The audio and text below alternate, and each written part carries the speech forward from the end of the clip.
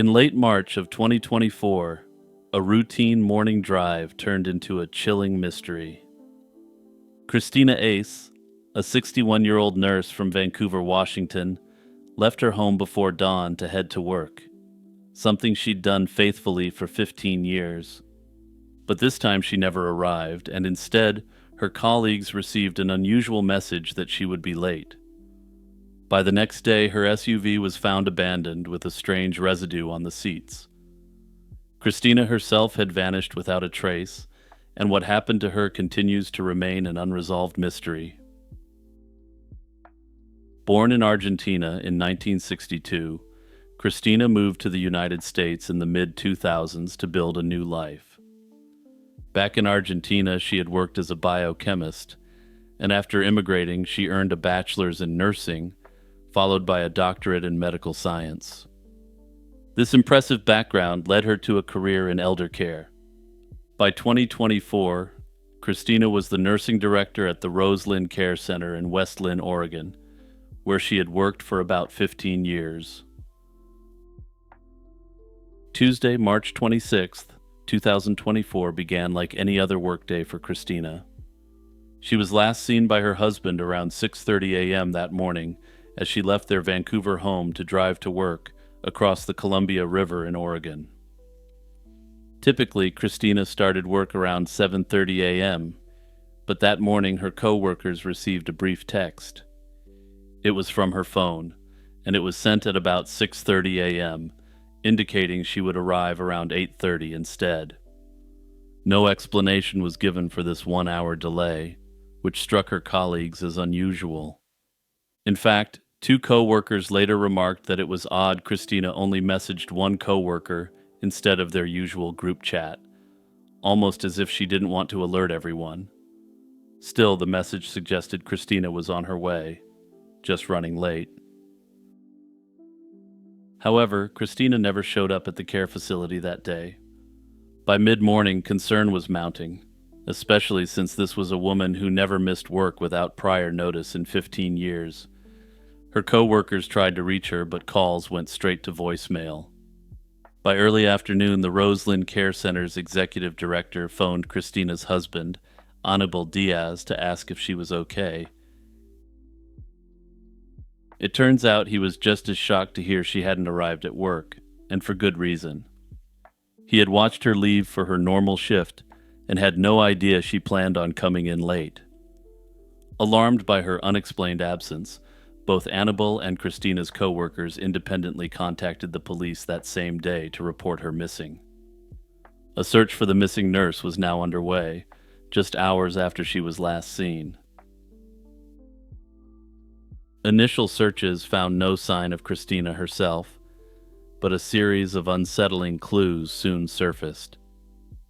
The day after she vanished, on March 27th, investigators discovered Christina's vehicle, a dark gray 2013 Toyota RAV4, parked on a roadside about a mile from her apartment in Vancouver. The SUV was unoccupied and appeared as if someone had left it in haste. Tellingly, the rearview mirror was skewed, and more disturbingly, a white residue coated several surfaces inside the car. It looked as if someone might have wiped down the interior with bleach or another cleaner, an ominous sign that suggested evidence could have been deliberately scrubbed, literally. Police seized the vehicle for forensic analysis, considering the unusual state of the car a major red flag. The fact that the car had reappeared near her home, seemingly cleaned, raised many questions. Had Christina driven off and then returned on her own? Or had someone else driven her car back to her neighborhood after harming her? Investigators noted that whoever brought the SUV back must have known where Christina lived or found her address, hinting at a possible personal connection. Meanwhile, detectives delved into Christina's cell phone records, which revealed a puzzling journey on the morning of March 26th. Data from her phone showed that after leaving home at 6:34 a.m., she drove south from Vancouver into Portland via Interstate 205. At 6:47 a.m., her phone took the Foster Road exit into a residential area of southeast Portland. Instead of continuing toward her workplace, the phone stayed in the vicinity of a neighborhood near Glenwood Park for over 3 hours that morning. During that period, roughly 6:48 to 10 a.m., the phone's signals suggested movement between the park and one or more houses nearby. At 10 a.m., the device pinged near the intersection of Flavel Street and 92nd Avenue, a spot adjacent to that same park, and then it went dark, either powered off or disabled. After a full forensic review of the phone and all records, the authorities determined it was never turned on again. The area around Glenwood Park is a residential zone, and it has a reputation for higher crime-related activities. The phone data suggested this was not a one-time occurrence either. Investigators discovered that on at least 2 prior occasions in the weeks before her disappearance, Christina had traveled to that same southeast Portland vicinity. Each time, she left home around 6:30 a.m.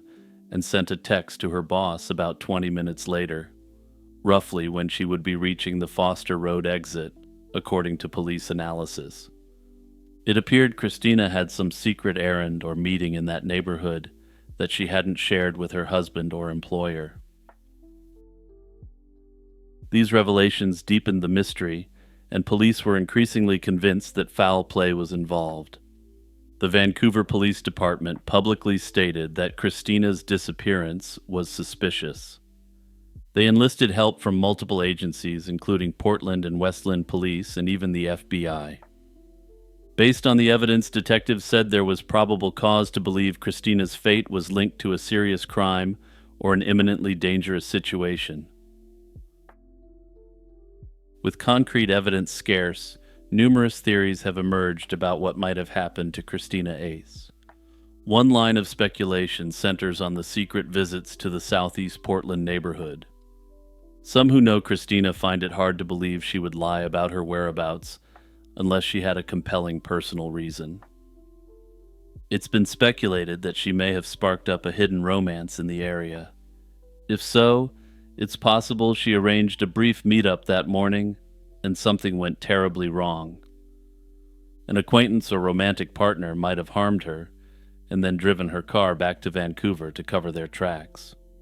The careful cleaning of the car's interior supports the idea that an offender tried to destroy evidence. This theory is chilling, suggesting Christina fell victim to foul play at the hands of someone she trusted. Another theory points to a more random crime. The area where her phone last pinged, near Glenwood Park, is known for some homeless encampments and criminal activity. It's conceivable that Christina could have been carjacked or abducted by a stranger after taking that detour. Perhaps she stopped for someone in distress, or was lured into that area and then attacked. In such a scenario, the perpetrator might have driven her car back to her neighborhood to delay raising alarm. Under this scenario, they may have learned her address from her license or registration. However, this seems less likely to some. Random criminals typically abandon stolen cars or strip them for parts, not return them cleaned.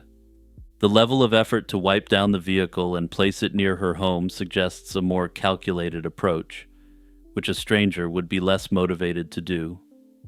However, without knowing why Christina went to that neighborhood, a chance encounter gone wrong seems much less likely.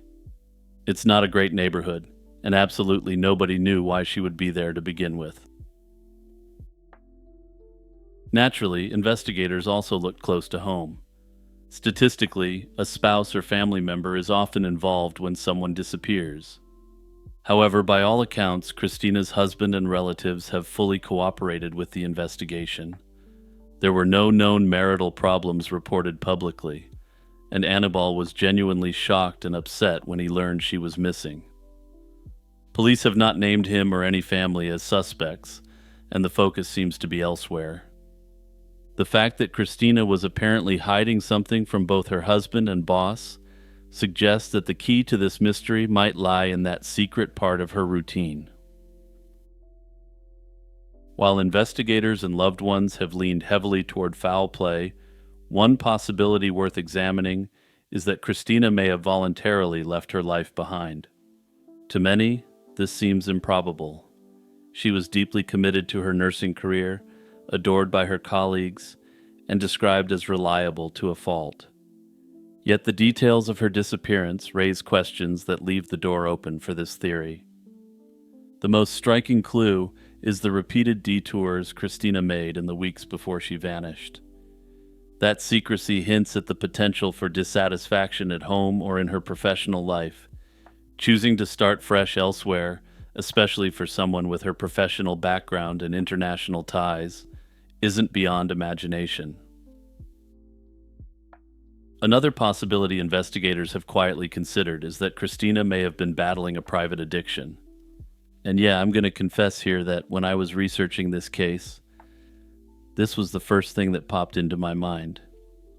To those who knew her, Christina seemed the picture of stability, a devoted nurse, a reliable co-worker, and a compassionate leader.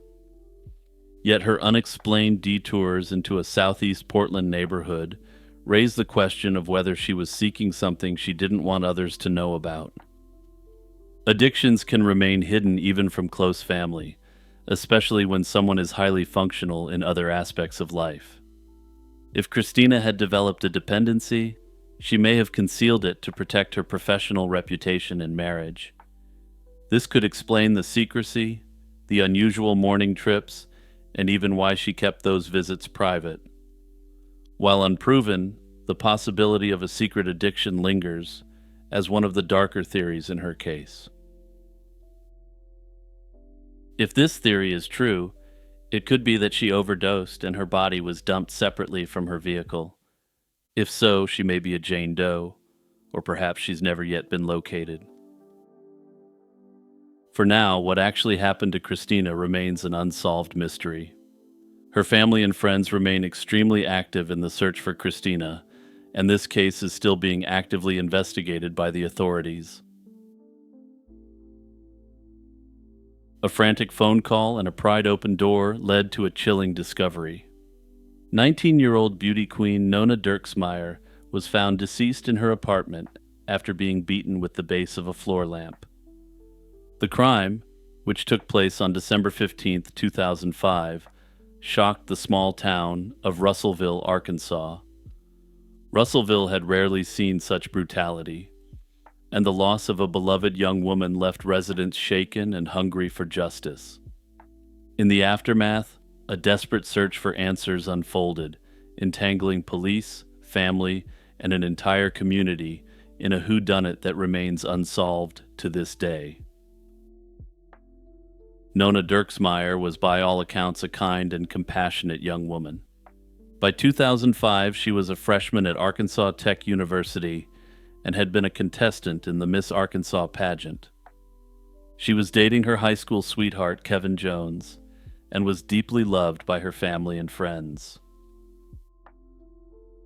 On December 15, 2005, Nona spent the day on campus taking final exams. That evening, her boyfriend Kevin grew alarmed when she didn't answer her phone, which was highly unusual. He sent a friend to check on her. The friend saw Nona's car outside but got no answer at the door. Fearing something was wrong, Kevin and his mother, Janice, drove to Nona's apartment immediately. They found the front door locked, so Kevin forced open a sliding glass door at the back. Inside, they stumbled onto a nightmare. Nona lay on the floor in a pool of blood, unresponsive. Kevin frantically tried to revive her while Janice called 911, but it was too late. Nona was already gone. The living room was spattered with blood, and a tall floor lamp lay broken nearby. Investigators later determined that the lamp's heavy base was the weapon used to dispatch her. Nona had also been stabbed multiple times around her neck and chest before being bludgeoned, indicating an extremely personal, rage-fueled assault. There were no signs of forced entry and nothing whatsoever to suggest that she had been subjected to an indecent assault. To investigators, This strongly suggested she likely knew her attacker and had let him in willingly. Police naturally looked at Kevin first. He was the one who found Nona, and when officers arrived, they noticed he was covered in her blood. Kevin said it got on him from cradling and trying to revive her, but detectives remained wary. His demeanor also struck them as odd. One officer later noted that Kevin, in shock, reached out as if to shake hands despite having blood on him. This struck the officer as incredibly odd, for a number of reasons. At the station, Kevin underwent hours of questioning and even a polygraph test, which police said he failed. When left alone in the interrogation room, he broke down and at one point slammed a chair in frustration, an outburst investigators interpreted as a sign of a hidden temper. Then a critical piece of evidence turned up, a bloody palm print on the lamp, and it matched Kevin's hand. To the police, this was damning proof that he had handled the weapon during the attack. By this point, detectives had formulated a theory that Nona's slaying was a crime of passion. On the kitchen counter, they found an empty condom wrapper, a clue suggesting Nona might have been with another man. Investigators speculated that Kevin discovered this and, in a jealous fury, confronted Nona. In their scenario, an argument erupted and Kevin brutally assaulted her. The brutality of the scene did seem to fit a sudden outburst of anger. Just 6 days after the attack, the lead detective told Kevin he was no longer the prime suspect, but rather that he was their only suspect. On March 31st, 2006, Kevin was formally arrested and charged with Nona's slaying. By then, investigators had interviewed around 50 people in Nona's life, but nothing they learned shook their focus on Kevin. The case quickly became front-page news, and the slaying of a beauty queen brought intense pressure to solve the crime. Local media coverage and community outrage added momentum to the swift action against Kevin. Kevin, just 20 years old, continued to insist he was innocent, and those close to the couple argued that the police had it wrong. Nevertheless, the case against Kevin moved forward to a jury trial. Kevin's trial took place in 2007, and prosecutors argued he was a jealous boyfriend who snapped, pointing to the bloody handprint and the condom wrapper as evidence. The defense countered that Kevin's palm print got on the lamp when he tried to help Nona, and that there was no direct proof he committed the crime. One point of contention was the state of the blood on the lamp. Police witnesses described it as slightly sticky, which the defense argued meant Kevin's handprint was left when the blood was fresh. Under this theory, it was left there during his panicked attempt to save Nona, not at the time of the attack. With no eyewitnesses or confession, and with Kevin's clean record, the defense maintained that the prosecution's case was built on circumstantial clues and a flawed timeline.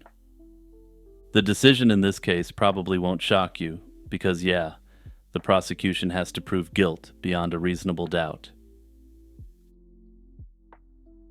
After deliberation, the jury agreed there was reasonable doubt, and in July 2007, Kevin was found not guilty and acquitted of all charges. He walked free, his name cleared after 18 months under a cloud of suspicion. Nona's family, however, was crushed by the verdict, convinced that the perpetrator had just escaped justice. For the investigators, the outcome was a major setback. Their primary theory had completely collapsed, and the real perpetrator was still at large. After Kevin's acquittal, authorities appointed a special prosecutor to re-examine Nona's case. In this second investigation, a new suspect emerged: Nona's neighbor, Gary Dunn. It turned out that a crucial piece of evidence, the condom wrapper from Nona's apartment, had been tested for DNA. In early 2008, that DNA was matched to Gary Dunn. Also, as a quick aside, the initial investigators never checked for DNA on the wrapper, and it was Kevin's defense team that had it tested in an effort to get him acquitted. Clearly, that seems like incredibly sloppy police work from investigators who were sure they already had their man. This was a major turning point in the case. Dunn lived in the same complex and had a violent past. In 2002, he was convicted of attacking a female jogger with a tree branch in a park and served several years in prison. He had been out on parole for only a few months at the time of Nona's death. Investigators also learned that Dunn's initial statements were deceptive. He gave a shaky alibi and even showed signs of lying on a polygraph when questioned shortly after the slaying. In 2008, armed with the DNA evidence, prosecutors charged Gary Dunn. The case against Dunn, however, was not a slam dunk. The DNA on the condom wrapper placed him in Nona's apartment, but there was little else to tie him definitively to the crime. Further, there was no evidence that she had been subjected to an indecent assault. Notably, it was Kevin's defense team, not the original police, who uncovered the wrapper DNA match, raising questions about oversights in the initial investigation. At Dunn's trial, prosecutors argued that his history of violence made it likely he attacked Nona, while the defense insisted the evidence was too weak and circumstantial. The first trial in 2009 ended with a hung jury when jurors couldn't agree on a verdict. A second trial in 2010 had the same result. Another deadlocked jury. After 2 mistrials, prosecutors decided not to attempt a third trial. Dunn was released, and once again Nona's case had no resolution. Gary Dunn always maintained his innocence and continues to do so until this day. The attack that led to the end of Nona Dirksmeyer remains unsolved at present. Despite 2 men having been tried for her slaying, no one has been convicted, and the question of who ended her life still hangs over Russellville. Many who followed the case believe Gary Dunn was the likely culprit, and that he slipped through the cracks of the justice system. This suspicion was reinforced when, in 2018, Dunn was arrested for harassing and attempting to abduct a woman in a parking lot, a crime for which he is now serving prison time. I have some significant doubts that there will ever be justice for Nona. The initial investigators clearly mishandled the evidence and didn't even bother to test the condom wrapper found in the apartment. Any further attempt to prosecute anyone for this crime will likely be limited by these failures of the initial investigators.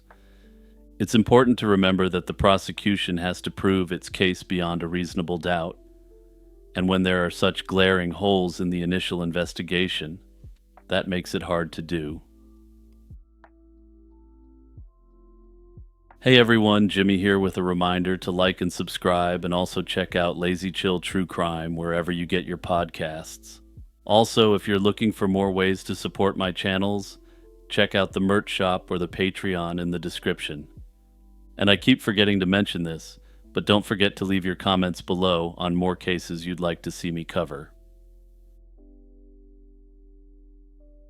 In the summer of 1911, on a warm Saturday night in Atlanta, Georgia, a young woman named Emma Lou Sharp went out to look for her missing mother. 20-year-old Emma Lou was worried as she walked the dark streets, knowing a dangerous menace lurked in the city's black neighborhoods. Sure enough, a tall, broad-shouldered stranger in a wide-brimmed hat appeared out of the darkness. He spoke calmly and told Emma Lou she had nothing to fear. He didn't harm girls like her. Then, in an instant, the man lunged and stabbed her in the back before disappearing into the night. Bleeding and terrified, Emma Lou managed to stagger away and survive. But not far from where she was attacked, her mother, 40-year-old Lena Sharp, lay dead. Her throat cut so deeply that she was nearly beheaded. Atlanta had a serial predator on its hands, one so brutal and elusive that the press would soon dub him the Atlanta Ripper.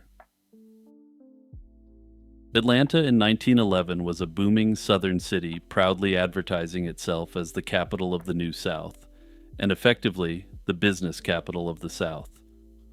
Notably, black-owned businesses and colleges catering to black students were growing at a rapid pace. But for most black residents, life was harsh and segregated. Many members of the black community in the city were also recent arrivals from rural regions and were far away from their family and the rest of their social connections. In this fraught atmosphere, crimes against black people often didn't receive meaningful attention from the authorities or media. The first slaying that drew notice occurred on May 28, 1911, when a woman named Belle Walker failed to return home from her job as a cook. Her body was found the next morning near her house, her throat slashed by an unknown assailant. The gruesome slaying got only a brief mention in the city's newspapers. 2 weeks later, on June 15th, another black woman was brutally attacked. 22-year-old Addie Watts was struck in the head with a brick and left in some bushes with her throat cut. This second attack in such a short span set off alarm bells, and a local paper published a story claiming there was a, quote, butcher stalking the streets. The article claimed a, quote, insane criminal might be prowling the city and drew a direct comparison to Jack the Ripper. The idea seemed implausible at the time, but as more victims surfaced, it began to seem more likely. Over the next several weeks, one Saturday night after another brought news of another slain woman. Nearly every victim fit a pattern. Young black or mixed-race women, often in their early 20s, attacked while walking alone at night. Each was found with her throat viciously slashed, and some victims' bodies showed signs of horrific mutilation. By early July 1911, at least 8 women had been slain in this manner. The attack on Emma Lou Sharp and her mother Lena on July 1st, 1911, finally convinced even the skeptics that a serial predator was likely on the loose. Newspapers that had earlier downplayed the crimes now featured them prominently, perhaps in hopes of using lurid stories to sell more papers. Significant pressure on the police mounted as prominent, wealthy white families exerted pressure on them to solve the case. These families weren't necessarily upset about the crime spree, but rather the fact that their black female employees started to leave work early or refused to show up at night. Regardless of this apparent lack of altruism or genuine concern, they were able to pressure the authorities into taking the case very seriously. However, as I'll explain shortly, this pressure may have simply led to the cops attempting to close out the file, so to speak. On July 11, 1911, just 10 days after the Sharp incident, the body of another victim, 25-year-old Sadie Holly, was discovered beside a streetcar line. The local papers weren't even sure how to number this attack. Depending on the source, Sadie was either the 7th, 8th, or 9th victim attributed to the Ripper. What was clear was that the perpetrator was growing bolder, and the city's outrage was growing with each new body that was found. Under tremendous pressure, the police ramped up their efforts. Within a day of Sadie Holly's slaying, they arrested a 27-year-old black laborer named Henry Huff. Huff had reportedly been seen with Sadie on the night of her death, and when picked up he was found wearing bloody clothes and bearing scratch marks on his arms. The arrest was splashed across headlines, and for a moment it seemed the nightmare might be over. However, the case against Huff was weak, and he was held only on suspicion, and investigators admitted they lacked solid evidence tying him to the string of attacks. Soon after Huff's arrest, another suspect was caught. A tip led police to 35-year-old Todd Henderson. Henderson, like Huff, had been seen around the area of one of the slayings. The police brought Emma Lou Sharp to the station to see if she could identify Henderson as the man who attacked her. Emma Lou was startled by Henderson's voice and thought he might be the same man, but she couldn't be absolutely certain. That lingering doubt meant Henderson couldn't be definitively pinned as the perpetrator. Henderson didn't do himself any favors. He made an off-color remark that if he were Jack the Ripper, he would have eliminated his own wife first. The police ended up presenting both Huff and Henderson to a grand jury, essentially hoping the jurors might decide whom to indict for the slaying of Sadie Holly. Throughout August 1911, with Huff and Henderson locked up, the attacks unfortunately continued. In late August, another young woman was found with her throat cut in a rail yard on Atlanta's west side. Then in November 1911, 15-year-old Minnie Wise was discovered slain in an alley in the style of the Atlanta Ripper. These attacks occurred while the two main suspects were behind bars, suggesting that neither Huff nor Henderson was the true Ripper unless a copycat was at play.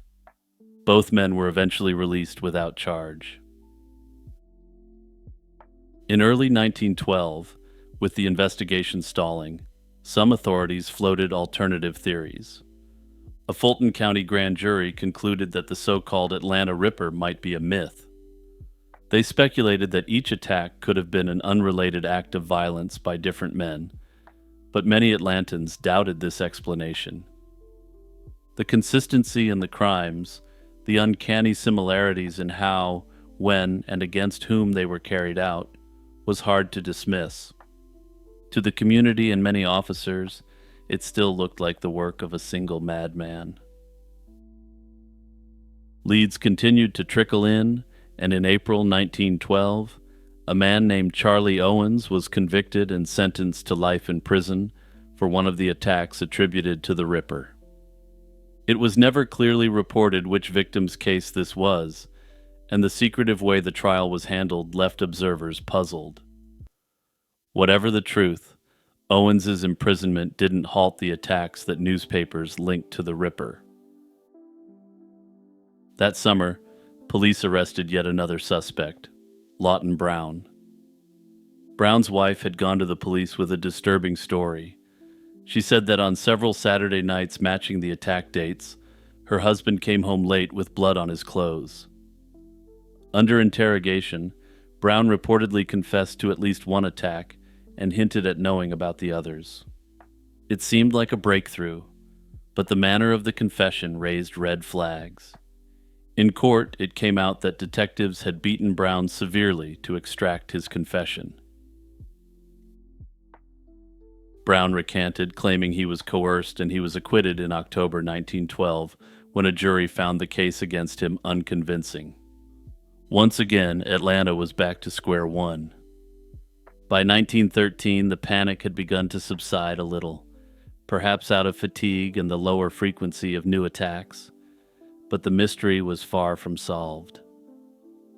In March 1913, the slaying of yet another young black woman, Laura Smith, made the papers, and she was noted as possibly the third victim of the Ripper that year. In early 1914, a chilling development revived all the old fears. Handwritten notes were found pinned to emergency call boxes around the city, warning that the Ripper would start attacking younger black women caught out at night. Soon after, several more women were attacked and slain in familiar fashion, bringing the total toll attributed to the Atlanta Ripper to somewhere around 20 victims in all. And then, as mysteriously as it all began, the attack stopped and never resumed. After 1914, no more slayings were linked to the Ripper's spree. The nightmare that had terrorized Atlanta for 3 or 4 years simply evaporated without any satisfactory conclusion. Over a century has passed, and the Atlanta Ripper case remains unsolved. No single suspect was ever definitively identified as the perpetrator, and no one was convicted for the majority of the attacks. After the attack stopped, the authorities rapidly lost interest in wrapping up the investigation, and the case went cold. Contemporary analysis has strongly considered that the Atlanta Ripper might not have been a lone wolf at all. It's possible that multiple perpetrators used the Ripper's brutal methods as a cover for their crimes. Some have suggested it could have been a group that actually communicated and conspired with one another. Others have suggested that as the hysteria built, copycats could simply employ the widely known methods of the Ripper to provide cover for their crimes. Under this theory, these individuals may have simply used it as a cover to attack those close to them without the usual scrutiny that would bring. Others maintain it truly was one man who vanished from Atlanta by 1915, explaining why the attacks ceased so suddenly. Ultimately, the truth of this case is unlikely to ever be known. In the pre-dawn darkness of August 9th, 1975, a quiet Sudbury, Canada neighborhood hid a chilling secret.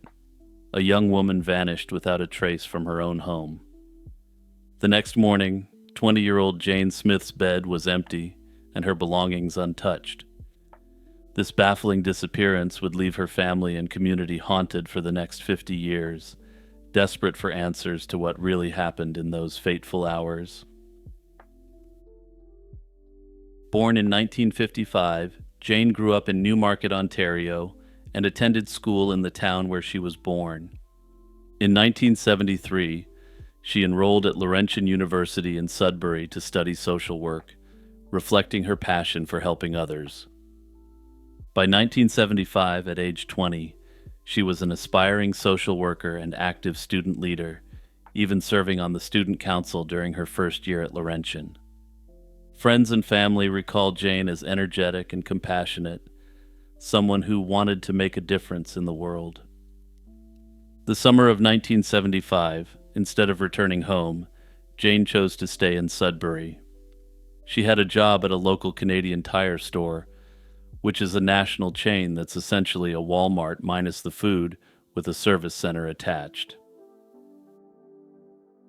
By all accounts, she was happy living in Sudbury, excited about her future, and closely connected to her family back home. There were no signs of trouble in Jane's life as she headed into that August, which makes her sudden disappearance all the more mystifying. On Friday, August 8, 1975, Jane is thought to have gone about her usual routine. There's little record of what she did that evening, but nothing seemed out of the ordinary based on what's been reported. She lived in a small basement apartment on Charlotte Street in Sudbury, which she shared with a roommate. That night, the two young women stayed up late. Around 2 in the morning on August 9th, Jane's roommate saw her in their apartment as Jane was preparing to head to bed. It was the last confirmed sighting of Jane Smith. Sometime in the early morning hours, something went terribly wrong. By 7:30 that Saturday morning, Jane's roommate realized Jane was nowhere to be found in the apartment. Jane's bed was empty, and she was gone without making a sound in the night. Panicked, the roommates searched and then contacted others. Before long, police were notified that Jane was missing. What they found, or rather, did not find, was deeply unsettling. Apart from the clothes Jane had been wearing when she was last seen, all of her personal belongings were left behind in her room. Her purse, identification, and even everyday items a young woman would normally take were untouched. It looked as if Jane had intended to be back soon, or had no chance to gather anything at all. Crucially, Jane's bank accounts were never accessed again after that day. This meant that none of her money was withdrawn or spent, and she didn't contact any friends or family. For investigators, this was a red flag. It strongly suggested that Jane did not plan to leave for long, since she took no money or belongings, and she hadn't simply started a new life elsewhere. It appeared that someone had removed Jane from her home, or the surrounding area against her will. In the immediate aftermath of Jane's disappearance, an intensive investigation unfolded. Friends, family, and volunteers scoured the area for any clue. Sudbury police treated the case with urgency. A young woman disappearing from her own home was not something they took lightly. Early on, Jane's family and the local community offered a reward for information. Her distraught parents, along with family friends, put up reward money in hopes of enticing anyone with knowledge to speak up. Jane's fellow students at Laurentian University even organized fundraisers to add to the reward fund. Posters of Jane's smiling face were distributed, and local media covered the story. Despite these efforts, no solid leads emerged, and it was as if whatever happened to Jane had left no witnesses or evidence willing to surface. Initially, two main theories took shape: that Jane was the victim of foul play, or that she left of her own accord. As the weeks and months passed with no sign of Jane, the runaway theory rapidly lost credibility. Tragically, the foul play theory is now widely accepted as the likely explanation. The Greater Sudbury Police have never closed the case, and Jane's case is officially classified as a suspected slaying, albeit without a body to prove it. Without concrete evidence, speculation has run rampant. One possibility is that Jane knew her abductor. Perhaps she stepped outside to meet someone she trusted in those early morning hours and met with harm.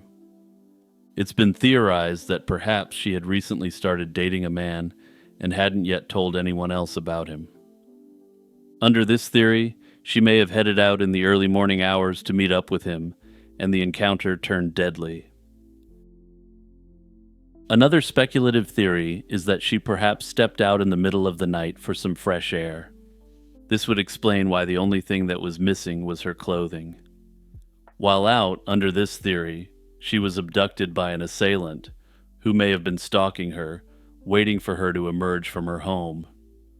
Again, this is speculative, but given how completely she vanished, it's potentially accurate.